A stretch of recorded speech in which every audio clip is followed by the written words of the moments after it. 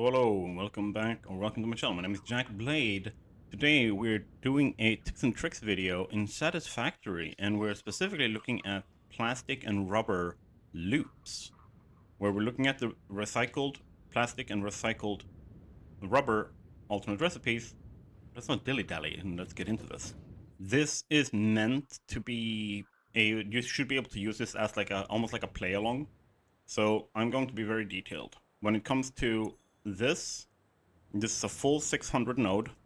I split this pipe as early as possible to avoid any problems with the what's it called, Mark II pipe instabilities. So over here I run them into buffers to make sure that if I reload the save, they will like sometimes the fluid buffers inside buildings or buildables, they disappear, like they are despawned, so your machines are empty at start. So compensate for that, I have this to make sure that when that spools up and when these spool up, this can just go, no, it's fine, we got the oil, and just saturate the system very quickly when that demand is high.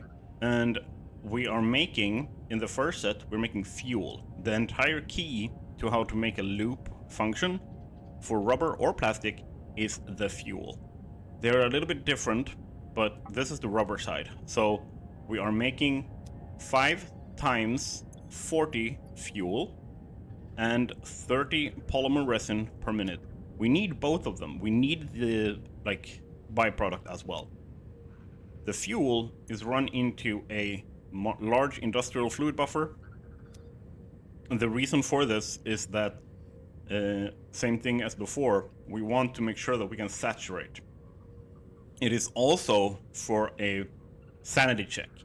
If this one fills up too fast and gets completely full, it will backflow and fill these up, and then the polymer resin won't be made. Polymer resin won't be made, then the rubber that runs the rest of the line won't be made. So if you can see that this is keeping somewhat level, and it doesn't completely fill up and it doesn't completely empty, good. If it does, you need to probably overclock some of the stuff over here so that it uses more fuel specifically, because the fuel is the key. If this backs up, you're screwed. Once you made fuel over here, you need to have this overflow system here. Same reason. If this backs up, you can see it sometimes there's a couple of them that goes in here. If this backs up, which it would eventually if you have overflow, or if you don't have overflow, then these machines will stop. No more fuel. We're back to the same problem again, right? Both of those things are being run over here, but only one of them goes into the first set of machines. That is the polymer resin, where you make rubber. You use the polymer resin 30 per minute and water 30 per minute to make, this is a 75% downclock, by the way. There's 4 of them here. All of them are 100%, except the first one, that is 75%. I always downclock the first machine in a line because of a manifold nature where it fills up one machine at a time. Like this one is going to fill up the fastest, which means that the manifold fills up faster and is more likely to run stable. So the way that this works is essentially it creates rubber, and it's going to make what was this 75 rubber per minute, but that is not our final product. And also, just to be clear, I am overproducing the water. There's 300 per minute here because, like, why not? It's better to have that overproduced to make sure that the machines are completely saturated with water as fast as possible, and that there is no possible way that it can go wrong here. When the rubber is made, goes out, comes in here, and now is where the fluid or fuel comes back into play, where it and the rubber is made into plastic. And all of these are overclocked to 111% to make sure that it uses all the fuel. Okay, so 66, 66. Then that goes over here. Once again, all of these are overclocked to 111%. which gives us 66 rubber per machine per minute.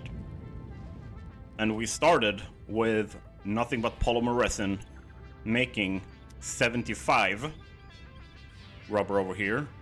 We turned that into 266.4. That is the final amount per minute that you're making of rubber. Now, this is the first round of it. What you can do if you have enough fuel, because fuel is the limit here, nothing else. If you have enough fuel produced, you can go far beyond this, because I could take this rubber and then turn that into plastic again, once again doubling it. As you can see, the fuel line stops here because we've run out of fuel at this point. But I could make plastic again. It's all down to this. We're using the vanilla fuel recipe here, but if you were using something like diluted fuel or heavy, whatever it is, as long as it comes out as fuel, because that's what you need for the recycled recipes, and you have as much of that as possible, as long as you have that, you can make thousands upon thousands upon thousands of this. I'm using a single node here, and I've split it, so I'm using 300 here. So 300 oil is almost like a 1-to-1 ratio, almost, a little bit lower, of rubber. What I'm going to do now is I'm going to show you exactly how to build up a loop. I'm going to build a plastic line, and the reason why I'm building the plastic line is because it's a little bit different. There are a few complications that you need to have in mind. The first thing we gotta do is set up our manifold for processing the oil. And the way that I do this, you can do this however you want, is I just soup along like so with a 2-meter foundation. Then I grab this, I line it up with both this pipe and the inflow for the refinery. And then I make sure that I have placed these all before I've placed my pipes. Now we have this set up. It's making our crude oil into fuel. And here's the fun bit. When you're making, specifically for the plastic, if you're making this exact setup to balance out using all the stuff and making a similar symmetrical layout and all that kind of stuff, I have basically gone, and this is a normal, this is normal, this is normal, this is normal, and they use 60 crude oil per minute, and they make 40 and 30, just like on the other side. But here, I have Somersloops these. They have output multiplier times 2, so they make 80 and 60. And this will come into play shortly. We need to deal with the output now. So what I'm going to do is essentially a very quick, very easy output merging manifold, and then send it in here to this fluid buffer. Now, what I need to think about is I need to control the flow direction, especially when it comes to these. If you just plug a pipe straight into this, you're very likely to have backflow issues, because this is technically just one big pipe. And if a pipe isn't saturated, you can get flushing in the pipe and it moves. There's no set direction, so fluids can move both ways. And when they hit, when they move both ways in a pipe, they kind of plus and minus on each other. So if you have 200 going this direction and 50 going this direction, in reality you have 150 going this direction. Essentially, that is what the backflow causes. So by putting in valves here, and as you can see, once again, I placed the valve first and then connected the pipes to them. And what I do is I control the flow direction, because they only let fluids through in one direction. We don't need this for a little bit, but I do want them in specifically because it lets me see this. What is the direction, so that I can very simply do this and get my outflow set up, right? And then at this point, we need to create our overflow system. So I'm just gonna make a very simple smart splitter. That's a merger. A smart splitter, right? I'm gonna place that here. I'm gonna hook a belt into it. I'm gonna tell left is overflow. And then I am going to use straight mode here and send overflow into this sink. Now, as you can see over there, we're gonna do a similar thing where we are just going to run, what's it called, resin into these machines, but we also need the water to run in. So we're gonna start with the water so we get to see where our junctions are gonna be. Right, they're gonna be there. So very simple switch without moving my mouse. And as you can see, I've placed a Somersloops here because I wanted to show that we have downclocked to 50%. This is the fun part. So we're using half the material, but making what you normally would in a 100% normal like thing, because we need 80 plastic to come out of here. But if I were to just run this, we wouldn't have enough polymer resin to do it. So with this, I've made it work. So this is essentially, like, this specific setup is enabled by production amplification, which we got in 1.0. So this wouldn't have been possible before 1.0, this specific build. Like, there are other ways of achieving the same thing. I wanted to create something that was somewhat simple for people to follow. With that, we need to belt over our resin. Boom. As you can see on this side, we only get the rubber, or in this case the plastic.